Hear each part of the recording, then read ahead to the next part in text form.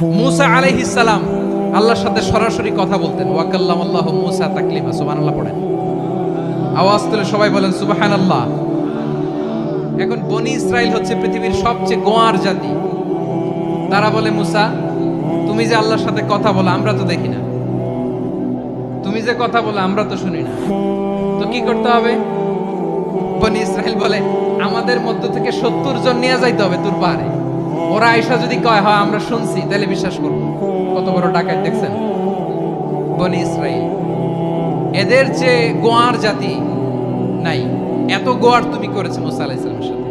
তুমি যে আল্লাহর সাথে কথা বলে আমরা তো দেখি, কি করব? 70 জন আমাদের বন্ধু বান্ধব যে যদি দেখে তারা বলবে ওকে আসো, 70 জন আসো। 70 জন নিয়ে গেল। মুসা আলাইহিস সালাম হারুন আলাইহিস সালামকে খেলাফা দিয়ে গেলেন, আল্লাহ ওনাকে নবী বানালেন। মুসা আলাইহিস সালাম বললেন, হারুন খবরদার, বনি ইসরাইলের মধ্যে তাওহীদের বাণী প্রচার করবা, ঐক্য ধরে রাখবা, বিচ্ছিন্ন হতে দিবা না। চলে গেছে। এইদিকে বনি ইসরাইলের এক দুষ্ট লোক ছিল, নাম সামিরি। কি নাম? সামিরি।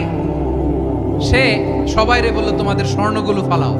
স্বর্ণগুলো ফেললো, বনি ইসরাইলের স্বর্ণগুলোকে গলিয়ে সে একটা গরুর বাচ্চা বানালো। গোবৎস। কিসের বাচ্চা? দেখেন গরুর পূজা কিভাবে শুরু হয় পৃথিবীতে প্রথম। গোবৎস পূজা, গরুর বাচ্চার পূজা কিভাবে। সে স্বর্ণ গলি গরুর বাচ্চা করে, জিবরাইল আলাইহিস সালাম যে জমিনে এসেছিলেন ওই ফেরেশতার পায়ের নিচের একটু মাটি সে বুদ্ধি করে প্যাকেটে রেখে দিয়েছিল।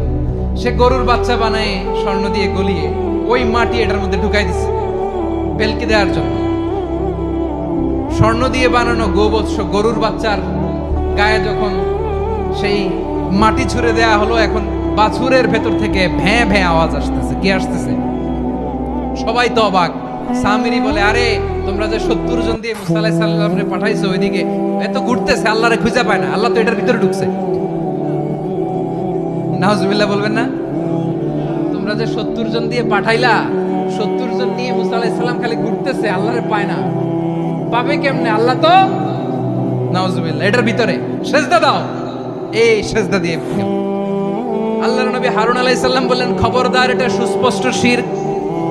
আল্লাহ সব গুনাহ মাফ করে, শিরকের গুনাহ মাফ করে না। খবরদার, তোমরা থামো। কে শোনে কার কথা? এই যে যেমন এখন আপনারা আমার কথা শুনতেছেন না? শুনতেছেন?